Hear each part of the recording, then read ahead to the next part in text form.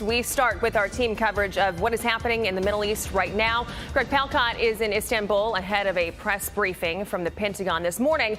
But we start with Trey Yinks live in Tel Aviv with the latest on the ground. Trey. Ashley, Todd, good morning. The Israelis overnight launching new airstrikes against the Iranian regime. They say there were a wave of attacks targeting the capital of Tehran, also going after some of Iran's air defense systems that still remain. And the Israeli Air Force says for the first time since the 1980s, one of their planes was in a dogfight in the air, was able to shoot down one of the Iranian fighter jets that was over the capital of Tehran. As all of this is unfolding, there are new questions about who will lead the country of Iran after so many of the top leadership within the Iranian regime were taken out in the early wave of U.S. and Israeli strikes. One of the frontrunners, according to reports, is the son of Iran's former supreme leader, the Ayatollah Khamenei. His name is Mojtaba Khamenei, and he's known for a crackdown on protesters back in 2009 in Iran. He has very close ties in the security apparatus. President Trump was asked about possible succession in Iran yesterday, saying this. The worst case would be we do this and then somebody takes over who's as bad as the previous person. Right? Most of the people we had in mind are dead. So, you know, we had some in mind from that group that is dead. And now we have another group. They may be dead also, based on reports. So I guess you have a third wave coming in. Pretty soon we're not going to know anybody. In neighboring Iraq, in Najaf, the birthplace of Iran's former supreme leader, there was a symbolic funeral procession following his death over the weekend, and people were chanting in support of the regime there, many pro-Iranians just over the border. Here is what one demonstrator had to say. It is a symbolic funeral, which we consider a condemnation of the forces of tyranny, imperialism, and the Americans, so that they can see, even if you kill him, he remains in our hearts and our conscience. This funeral is a thorn in their eyes. As we speak right now, there are air raid sirens sounding in northern Israel. There's believed to be 2 drones that flew from southern Lebanon into the northern part of this country. These were launched by the Iran-backed Lebanese militant group Hezbollah. The Israelis are continuing to go after that organization in the capital of Beirut, issuing new evacuation orders for the Dakhya neighborhood, a Hezbollah stronghold, and striking different targets there overnight. Ashley, Todd?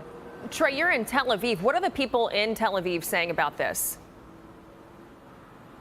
There's a real understanding here in Israel that the amount of incoming Iranian ballistic missile fire is expected to be greatly reduced in the days ahead. We've already seen Iran struggling to get large barrages of missiles off, and while at least 10 people were killed here by direct impacts, it is substantially less intense than during the 12-day war last year.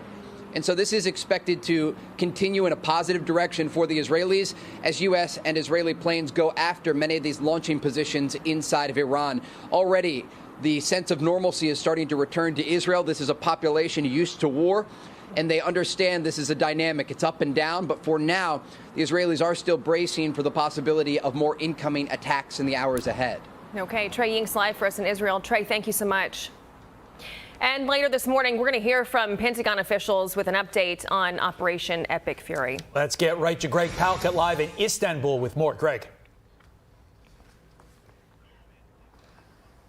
The U.S.-Israeli war in Iran, guys, now into its 5th day. And from our vantage point here in Turkey, it only shows signs of strengthening, broadening, getting uglier.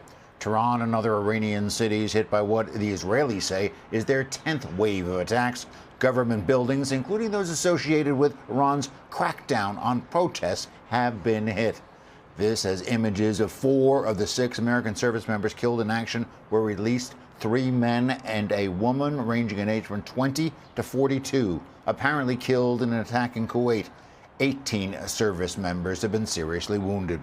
Now, we've been watching from here retaliatory strikes by Iran throughout the entire region. At least 8 Arab countries have been hit, including 3 U.S. embassies, actually pushing the State Department to issue a call for all Americans to leave the area. The hitch is, guys, air travel has been disrupted from many of the key airports in the Gulf region. Also disrupted the production and shipment of energy. Refineries closed. The critical Strait of Hormuz has been disrupted. All this causing oil prices to spike and stock prices to fall. As more players get involved in the fight, Israel again hitting locations in Lebanon after the Iranian proxy Hezbollah continues to fire missiles. Israeli ground troops are also taking up positions there as Israel is also hit, including a target in Jerusalem by Iran. Folks, the death toll in the whole region now well over 1,000 as the funeral for the killed supreme leader, the Ayatollah Ali Khamenei, begins tonight. Things are only getting tougher.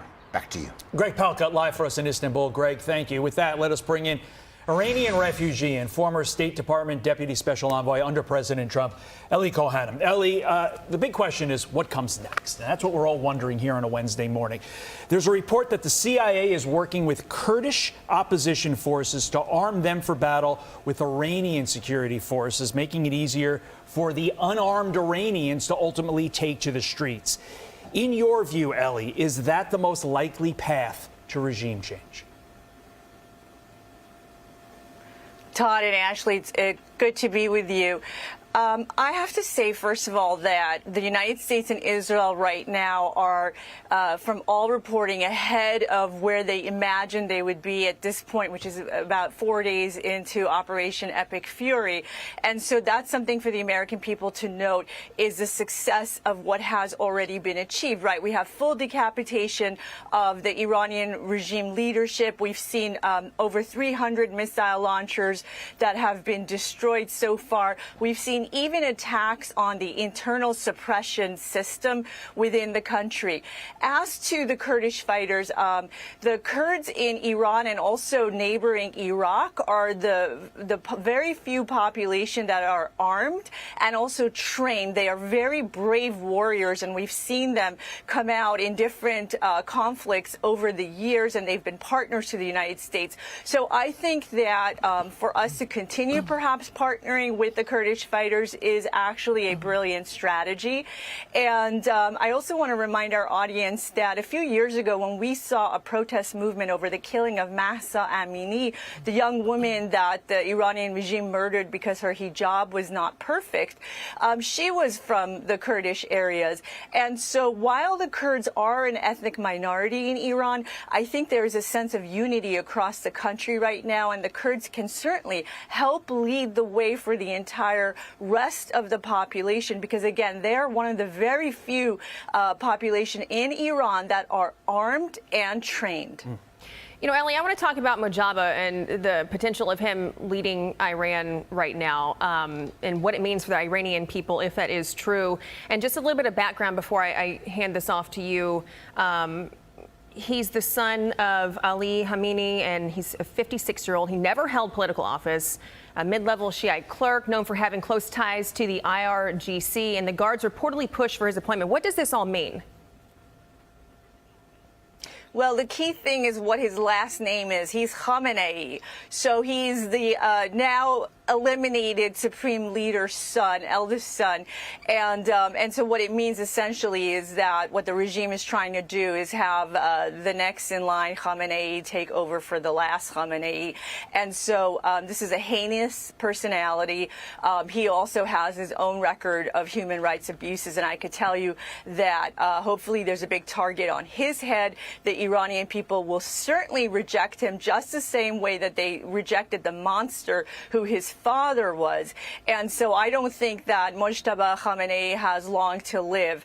And I think the other thing we can take away from this is that this regime is still unrepentant. And my expectation is that what the United States and Israel are going to continue to work on is to break the will of this regime and regime officials.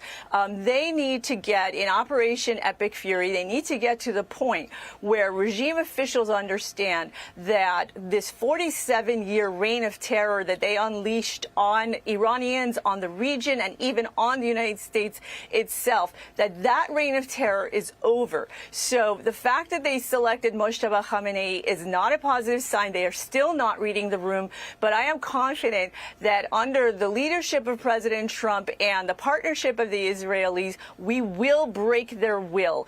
And the time will come when the regime understands that their time is up, and the best thing they can do is wave that white flag and let the United States know that they are ready to change their ways. Ellie, before we let you go, Americans, of course, in the Middle East remaining on high alert as drone attacks carry on. The Secretary of State came out yesterday and basically said the following: 9,000 Americans have been able to leave the region. There are about 1,500 that are requesting assistance. Some Democrats, though, are saying the administration did not have a plan for the Americans and says that they were stranded. Your response to those Democrats, Ellie?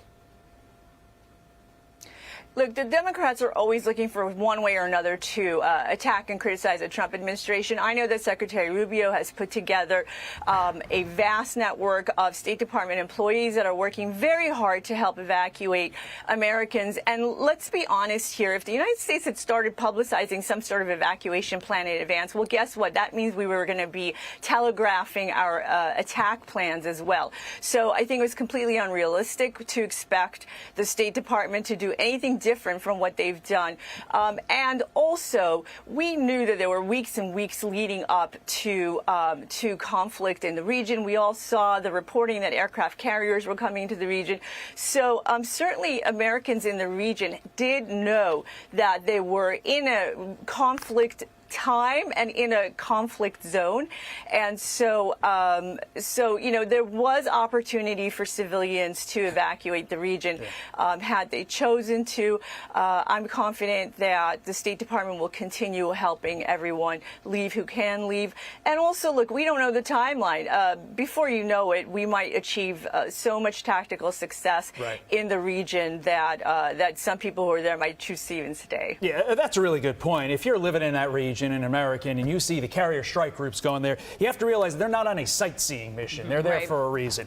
Ellie Cohenham, thank you. A reminder for Americans in the Middle East looking for assistance, please call 202-501-4444 or visit travel.state.gov. Be sure to like and subscribe for all the Fox News latest on YouTube and catch full shows streaming now on Fox One.